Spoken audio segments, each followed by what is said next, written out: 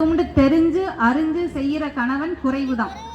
அன்பான குடும்ப தலைவனோ தலைவிகளோ மனைவியையும் கொஞ்சம் கவனித்துக் கொள்ளுங்கள். அவங்களுக்கும் மனசு இருக்கு, இதயம் இருக்கு, உணர்வுகள் இருக்கு. அதை இனிமேலாவது தெரிஞ்சுக்கிட்டு பேசுங்க. நிறைவாக 2 அணியும் பேசி முடிச்சுட்டாங்க. அதாவது குடும்பத்தை சிக்கனமாக வழிநடத்துபவர்கள் ஆண்களே அப்படின்ற அணியும் நல்ல நல்ல கருத்து எடுத்து வச்சிருக்காங்க. அதாவது பெண்கள் அதிகம் செலவு பண்றாங்க, நாங்கள் ஓடி ஓடி உழைக்கிறோம், குடும்பத்துக்காகவே உழைக்கிறோம், வெளிநாடுகள்ல இருந்து உழைக்கிறோம். அவங்க சொன்ன கருத்தும் சரியா தான் இருக்கு. அதே போல பெண்களுடைய பங்கும் கொஞ்சம் அதிகமாக தான் இருக்கு. 2 பேரும் பேசினதை வச்சு சொல்றேன். பெண்களுடைய பங்கு என்னதான் உழைச்சாலும், எங்க இருந்து உழைச்சு கொண்டு வந்தாலும் வீட்டில் இருக்கக்கூடிய பெண் கையில தான் எல்லாமே இருக்கு. பெண் கையில தான் எல்லாமே இருக்கு. அதுல யாரு திட்டமிட்டு, அதாவது குடும்பத்தை எப்படி திட்டமிடணும் அப்படிங்கிற அந்த பக்குவம் யாருக்கு இருக்கு அப்படின்னா பெண்களுக்கு தான் இருக்கு. ஆணுக்கு அந்த திட்டமிடுதல்ன்றது கொஞ்சம் அவங்க சம்பாதிச்சு கொடுப்பாங்க. அதை முறையா எப்படி எங்க பயன்படுத்தணும் அப்படிங்கிற குணம், திட்டமிடுதலும் அது பெண்களுக்கு இருக்கு. ஆண்கள் கொடுக்கிற வருமானத்தை வச்சு அந்த வருமானத்துக்குள்ள செலவு அடக்கணும் அப்படிங்கிற அந்த பண்பும் பெண்கள் கிட்ட இருக்கு. வயிற்று பசி 3 பசி இருக்கும். வயிற்று பசி, அறிவு பசி, காம பசி 3 இருக்கும். அதுல வயிற்று பசின்னு ஒன்று இருக்கும். அந்த வயிற்று பசி, அதுல கணவன் வருமானத்துக்குள்ள அந்த வயிற்று பசியா அவனுக்கு நல்ல சாப்பாடும் கொடுக்கணும், அதே சமயம் குழந்தைகளையும் வளர்க்கணும். அந்த வருமானத்தை வச்சு அதுக்குள்ள குடும்பத்தை ஓட்டுவாங்க. அஞ்சரைப்பட்டியில உள்ள என்ன இருக்குன்றது ஒரு பெண்ணுக்கு தான் தெரியும், ஆணுக்கு அது தெரியாது.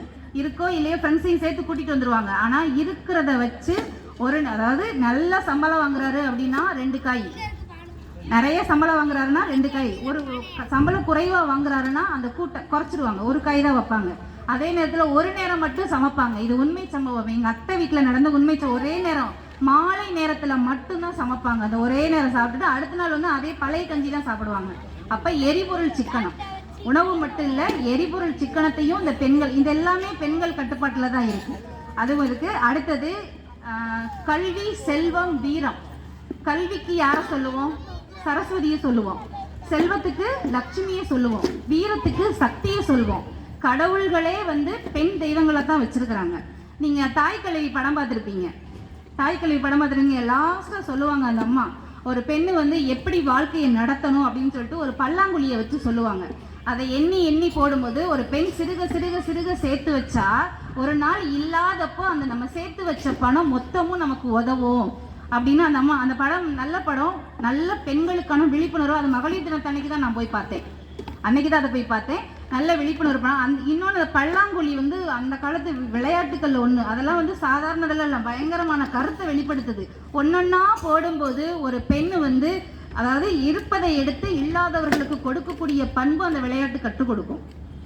இருப்பதை எடுத்து அதெல்லாம் அந்த அம்மா சொல்லும், ராதிகா அம்மா சொல்லும். இந்தியாவினுடைய நிதியமைச்சர் யாருங்க? நிர்மலா சீதாராமன். அவங்க எல்லாத்துக்குமே தெரியும். அதாவது வீட்டில் மட்டும் இல்லை, நாட்டிலையுமே குடும்பத்தையும் நாட்டையும் வீட்டையும் காக்கக்கூடியது பெண்கள் தான் அப்படின்னு சொல்றேன். இன்னொன்று, உணர்வுகளை பரிமாறுவது மட்டும் குடும்பம் கிடையாது, வாழ்க்கை கிடையாது. உணர்வுகளை பரிமாறுவது மட்டும் வாழ்க்கை கிடையாது. பெண் என்பவள் தன்னையும் காத்து, தன் குடும்பத்தையும் காத்து, குடும்பம் சார்ந்த உறவுகளையும் காத்து விட்டு கொடுத்து, அதே சமயம் இந்த மாதிரி சுற்றுலா தலங்களுக்கு வர்றோம் அப்படின்னா நம்ம சேர்த்து வச்சு சிறுக சிறுக சேர்த்து வச்சா தானே இந்த மாதிரி சந்தோஷங்களை நம்ம அனுபவிக்க முடியும். சந்தோஷத்தையும் கொடுத்து வாழக்கூடியவள் பெண் தான். குறைந்த கட்டணம், அதாவது குடும்பத்தை அடுத்த கட்ட வளர்ச்சிக்கு எடுத்துட்டு போறது சம்பாதிக்கிறது. ஆனா குடும்பத்தை அடுத்த கட்ட வளர்ச்சிக்கு எடுத்துட்டு போறது பெண்ணுனாலதான் மட்டும் முடியும். அப்ப குடும்பத்தை சிக்கனமாக வழிநடத்துபவர்கள் பெண்களே, பெண்களே, பெண்களே என்ற தீர்ப்பினை வழங்குகிறேன். இந்த வாய்ப்பினை வழங்கிய சுற்றுலாத்துறை அலுவலர் திருமதி மதிப்பிற்குரிய சகோதரி திருமதி உமாதேவி அவர்களுக்கு எங்கள் தமிழ் மலர் பட்டிமன்ற குழுவின் சார்பாக நன்றியை தெரிவித்துக் கொள்கிறேன்.